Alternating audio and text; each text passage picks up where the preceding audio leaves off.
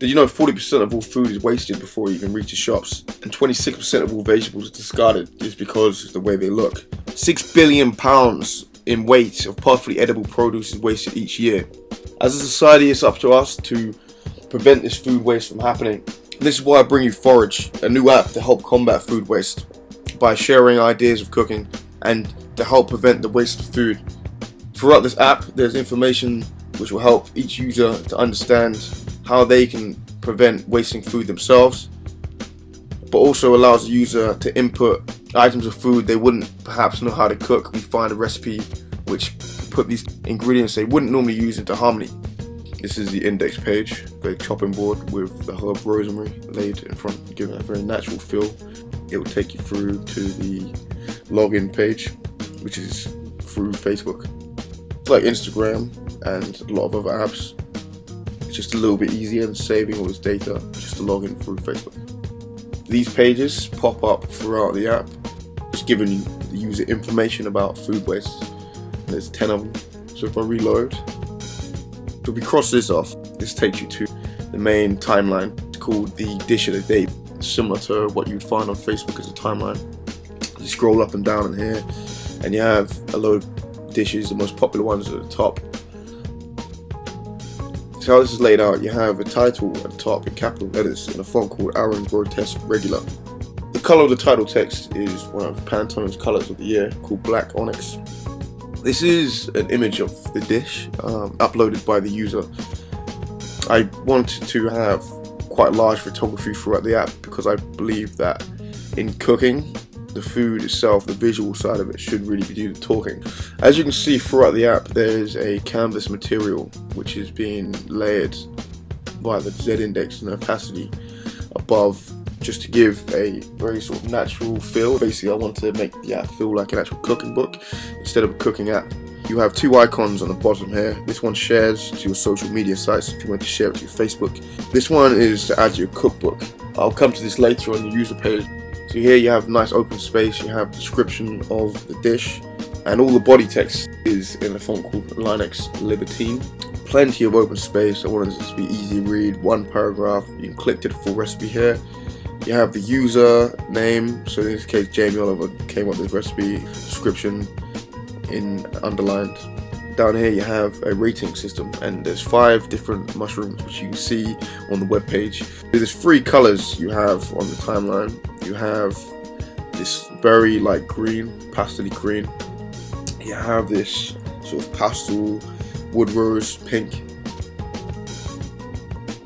and then you have this nice buttercream, really light buttercream color.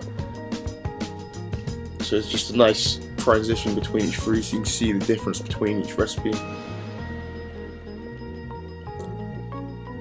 Each one of these colors are taken from Pantone's color of the year, but toned down quite a lot, closer to white really. I didn't really want heavy color differences. I wanted to have subtle but still noticeable. So if we click through to the recipe here, it takes you through to the full recipe page. As you can see, the colors want to change again. I want to keep the eyes nice and active.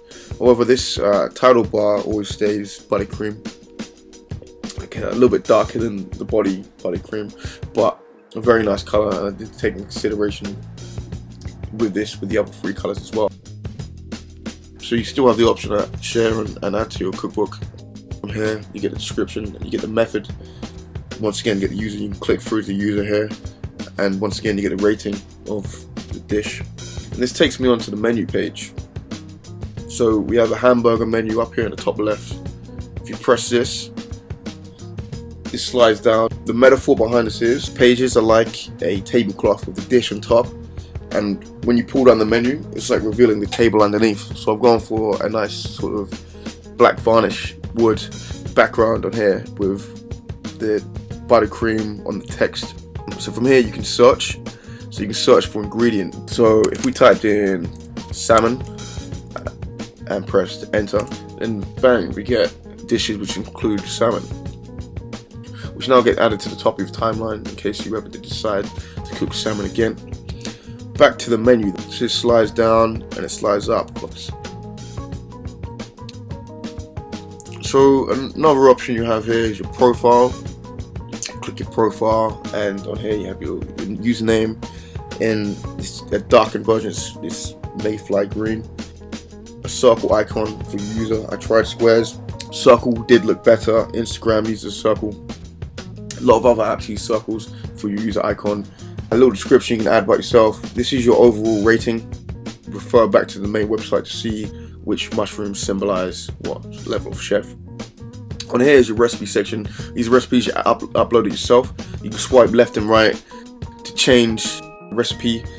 Here's your cookbook. These are saved recipes from other users you liked and you might perhaps want to cook later or refer to when you're cooking. And then here's a little bit of information about yourself. So recipe submitted, recipes rated, best recipe, how long you've been a member, and your level of chef. In this case, a sous chef. And here you can add a recipe. This add recipe page is very similar to the timeline page, the layout. So when you type in grilled cheese, when you add your image, and when you type in your description,